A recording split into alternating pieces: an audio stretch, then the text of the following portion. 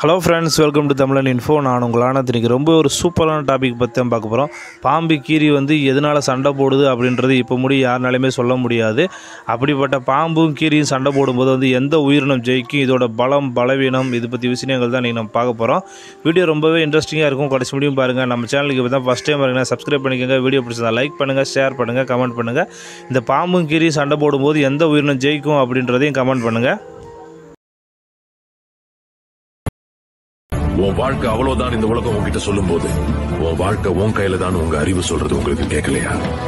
உன் அளவுக்கு நீ ஆசைப்படுன்னு இந்த சமுதாயம் உங்களை அமுக்கும் போது தன்னம்பிக்கையோட போராடுன்னு உங்க மனசாட்சி சொல்றது உங்களுக்கு கேட்கலையா? இந்த உலகத்தில் மொத்தம் 34 வகையான கீரிகள் வாழ்ந்துட்டு வருது. அதிலும் பெரும்பாலும் பார்த்திங்கன்னா ஆப்பிரிக்கா, தெற்கு ஆசியா பகுதிகளில் தான் இது அதிகமாக காணப்படுது. இதோட ஹைட் எவ்வளோ இருக்கும் அப்படின்னு பார்த்திங்கன்னா 4 அங்குலம் முடி இருக்கும். வெயிட் எவ்வளோன்னு பார்த்திங்கன்னா 1 to 1.5 கிலோ முடி வெயிட் போடக்கூடியதாக இருக்கும்.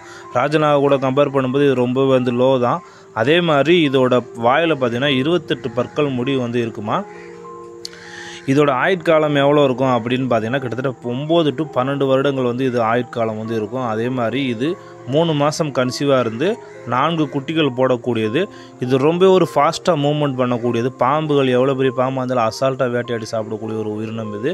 மேக்ஸிமம் ராஜநாகங்களோட சண்டை போடும்போது, நாகங்கள் அப்படின்னு எடுத்துக்கிட்டு சண்டை போடும்போது பார்த்திங்கன்னா 70 to 80% இது உயிர் பிழைக்கிறதுக்கு வாய்ப்பு இருக்கான்.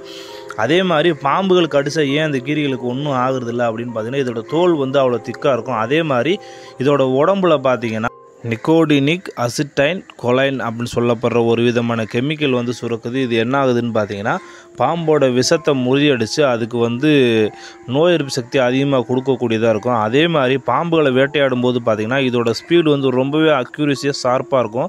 எங்கே கடிச்சா எப்படி பாம்புகளை வேட்டையாட முடியும் அப்படின்றது ரொம்பவே துல்லியமாக தெரிஞ்சு வச்சுருக்கோம். இதுக்கு ஒரு சில நேரங்களில் ஆபத்தாக முடிகிறதே இதோட பயமறியா தன்மையும் அதே மாதிரி இதோட ஸ்பீடும் தான்.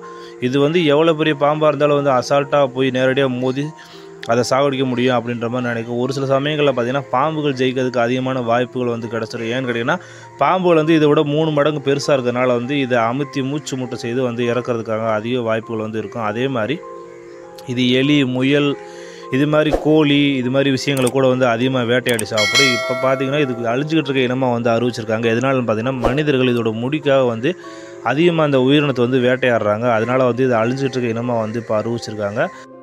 அதே மாதிரி இந்த உயிரினம் பார்த்திங்கன்னா ஒரு பாலூட்டி வகையை சார்ந்தது. 9 மாதத்துலேருந்து 2 வருஷத்துக்குள்ளே ஓரளவுக்கு மெச்சூர் ஆகிற மாதிரி இந்த குட்டிகள் இருக்குமா.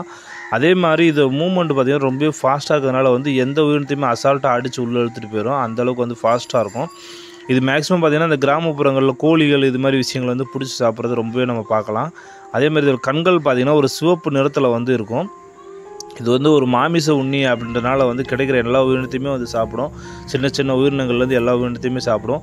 ரொம்ப பசியாக இருந்துச்சு அப்படின்னா எவ்வளோ பெரிய பாம்பாக இருந்தாலும் பார்க்காது, அசால்ட்டாக அடித்து சாப்பிடக்கூடியதாக இருக்கும் இந்த உயிரினம்.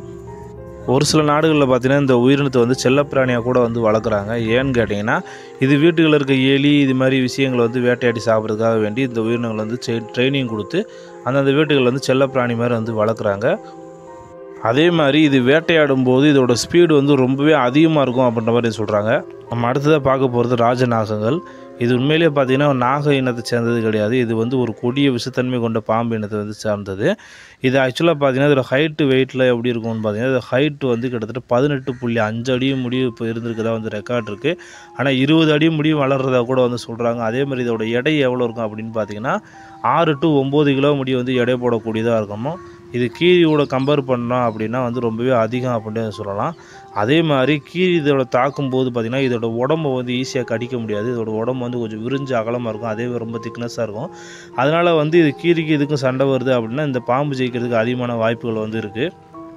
அதே மாதிரி இதோட விஷத்தில் பார்த்திங்கன்னா நியூரோடாக்சின் அப்படின்னு சொல்லப்படுற கொடிய விஷமானது இருக்கும்.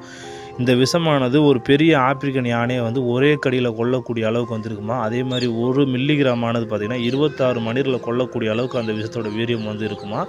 இப்போ முடியும் இந்த பாம்பு தான் இருக்க பாம்புகள்லேயே அதிகமாக தன்னோட பசிக்காக பாம்புகளே சாப்பிடக்கூடியது ஒரே பாம்பு இந்த பாம்பு தான். எவ்வளோ பெரிய பாம்பாக இருந்தாலும் அசால்ட்டாக அடித்து சாப்பிடுமா. அதே மாதிரி மலைப்பாம்புகளை கூட ஒரு சில சமயம் சாப்பிட ட்ரை பண்ணி இறந்து போன வர ரெக்கார்டெல்லாம் இருக்குது. அதே மாதிரி இது தரையிலிருந்து கிட்டத்தட்ட 7 அடி 6 அடி முடியுமே வந்து எந்திரிச்சு நின்று மனிதர்களை பயமுறுத்தக்கூடிய ஒரு உயிரினமாக வந்து இருக்குது. தனக்கு கோவம் வரும்போது தரையிலேருந்து அவ்வளோ தூரம் எழும்பி மனிதர்களை வந்து பயமுறுத்தும், மிச்ச உயிரினங்களையுமே அதே மாதிரி தான் வந்து பயமுறுத்துமோ, அந்தளவுக்கு வந்து ரொம்ப ஒரு ஆக்ரோஷமாக தாக்கக்கூடியது. அதே மாதிரி பார்த்திங்கன்னா கீரி இது கூட சண்டை போடுது அப்படின்றப்போ வந்து இது தலையை வந்து அந்த கீரினால் வந்து கடிக்க முடியாது. ஏன்னு கேட்டிங்கன்னா கீரி வந்து கீழேயே இருக்கிறதுனால வந்து இந்த பாம்பு ரொம்ப ஹைட்டில் எந்திரிச்சு நிற்கும். அந்தளவுக்கு வந்து கீரியால் ஜம்ப் பண்ணியோ செஞ்சால் கடிக்க முடியாது. அதனால் வந்து இந்த பாம்பு ஜெயிக்கிறதுக்கு அதிகமான வாய்ப்புகள் வந்து இருக்கும். அதே மாதிரி பாம்போட ஆயுட்காலம் எவ்வளோ இருக்கும் அப்படின்னு பார்த்தீங்கன்னா 20 ஆண்டுகள். கிட்டத்தட்ட எல்லா பாம்புகளை விட இந்த பாம்பு வந்து ஒரு வித்தியாசமான முறையில் வந்து குட்டி போடக்கூடியதாக இருக்கும். எப்படின்னு கேட்டிங்கன்னா கூடுகள் அமைத்து அதில் முட்டையிட்டு அதுக்கப்புறம் குட்டி போடக்கூடியதாக வந்து இருக்கும். அந்தளவுக்கு வந்து ஒரு வித்தியாசமான பாம்பு. எந்த பாம்புகளுமே அந்த மாதிரி வந்து பண்ணாது. அதே மாதிரி இந்த பாம்புகள் பார்த்திங்கன்னா எல்லா நேரத்துலையுமே வேட்டையாடக்கூடியது. ஓகே ஃப்ரெண்ட்ஸ், எனக்கு தெரிஞ்ச தகவல் எல்லாத்தையுமே உங்களுக்கு ஷேர் பண்ணிட்டேன். வீடியோ பிடிச்சிருந்தா லைக் பண்ணுங்கள், ஷேர் பண்ணுங்கள், சப்ஸ்கிரைப் பண்ணுங்கள். இந்த கீரி பாம்பு சண்டையில் வந்து எந்த உயிரினம் ஜெயிக்கும் அப்படின்றதையும் கமெண்ட் பண்ணுங்கள்.